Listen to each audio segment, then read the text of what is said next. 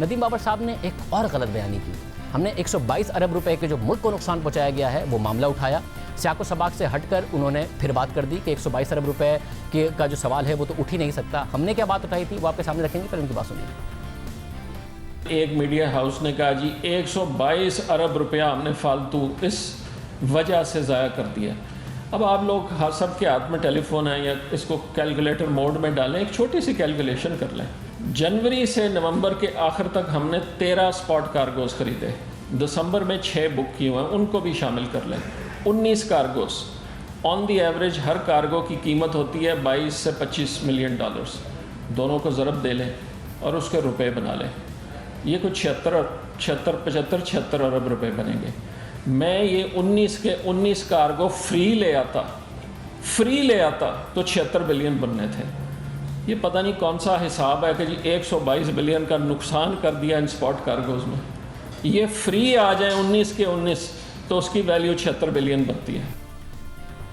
और फिर गलत बयानी कर दी कि और कह दिया कि जो इस साल की एलएनजी है सिर्फ उसकी कीमत बताई गई है। हमने एक चीज़ बताई थी कि कैसे 122 अरब रुपए बनते हैं। देखिए,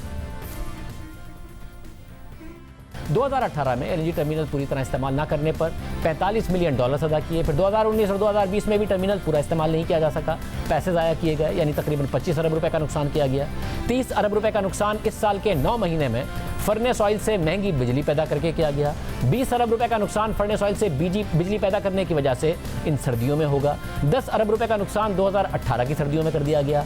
35 अरब रुपए का नुकसान गर्मियों में सस्ती एलएनजी मिलने के बावजूद और ये पता होने के बावजूद कि दिसंबर में पाकिस्तान को एलएनजी चाहिए होगी, फिर भी ऑर्डर करने में देर की गई क्योंकि पाकिस्तान अब एलएनजी महंगी खरीद रहा है। इस वजह से 1.5 अरब रुपए का नुकसान अगस्त और सितंबर में देर से एलएनजी खरीदने की वजह से कर दिया गया, हालांकि डिमांड का अच्छी तरह पता था।